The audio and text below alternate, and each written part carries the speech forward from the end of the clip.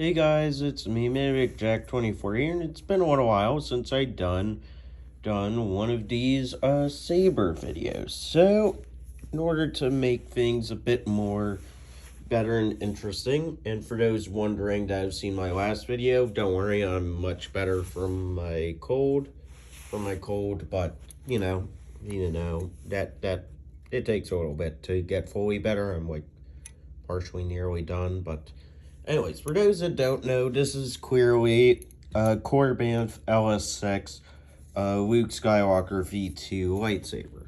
To be honest, which is what I had for a long time. It was one of my oldest NeoPixel sabers that I had, and yes, it was installed, but I personally decided to make the change of give me a sec to set up camera so that way y'all could see.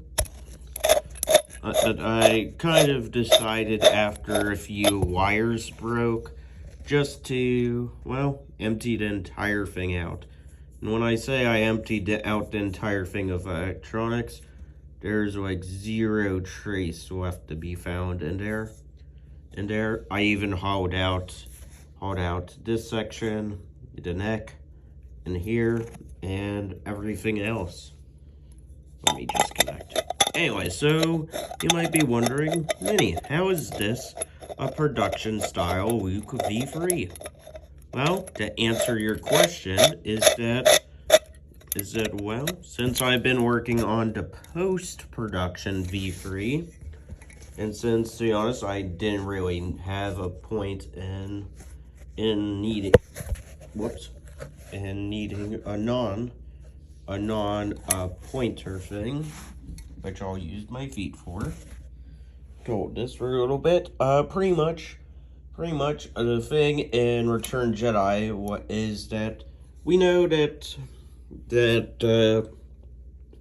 famous V3 would get a repaint after the filming has wrapped up to look more like the V1.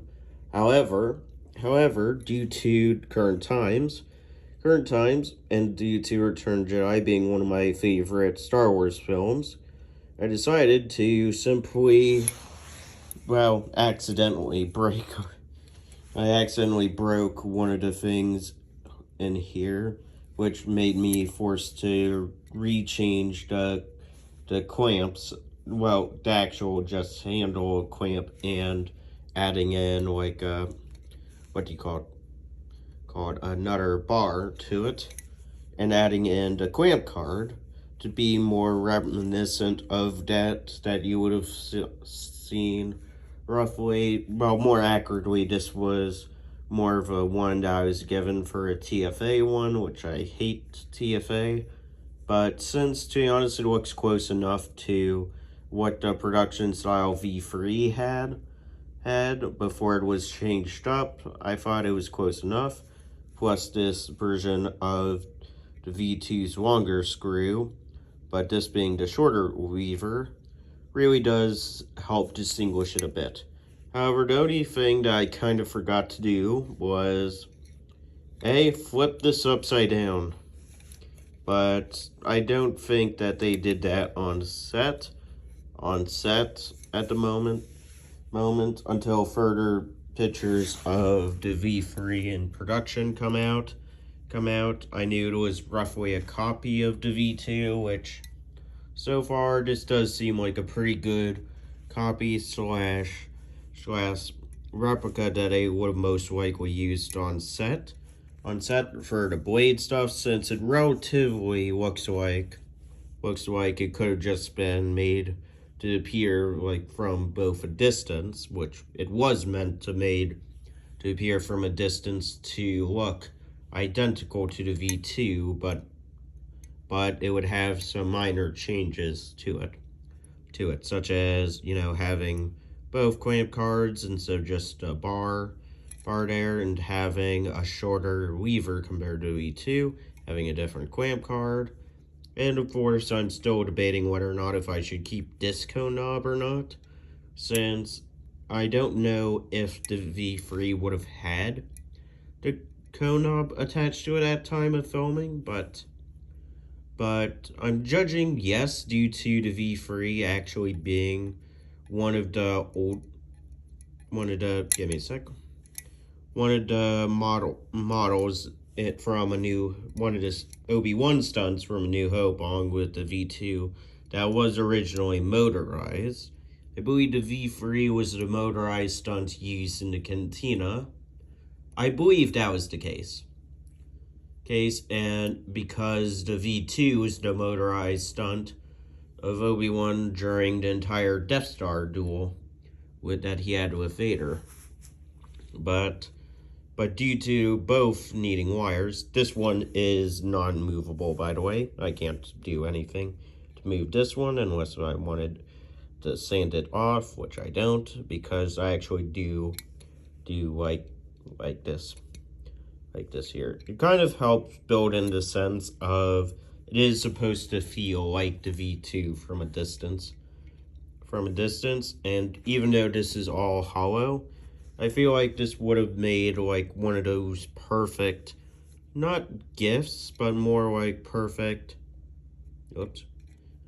more like those perfect amounts of you get to do so much more with a stunt, with both a stunt hilt, like after you're done filming the battles, you get to cut off the blade or unscrew it, and then get to use this as practically as just stunt hilt, like you get to throw it away, so that way, you know, like you don't waste like the actual belt hanger hero hilt, which is the V2, but instead throw away its effective doppelganger a bit,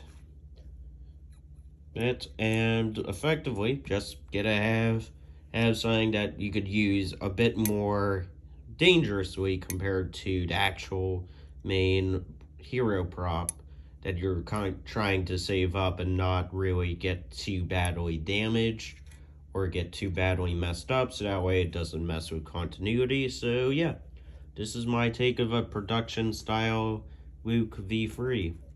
Granted, until further clarity from photos from behind the scenes for the production style of the V3 from Return Jedi, I have nothing else to add to it.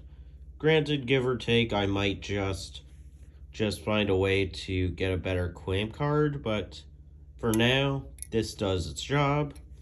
And the cone knob, I'm going to keep there because, then as I've been mentioning throughout this, it does feel a bit better that there is at least a cone knob, so that way from a distance you're just like, oh yeah, that is the V2, you know, without really having to think too much through it.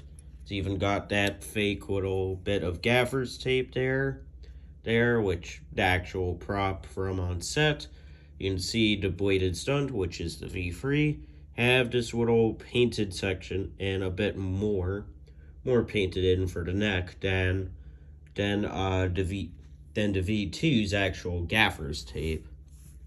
Anyways, other besides that, I just wanted to say, well, this is my take on it, and what are your thoughts down below? Goodbye.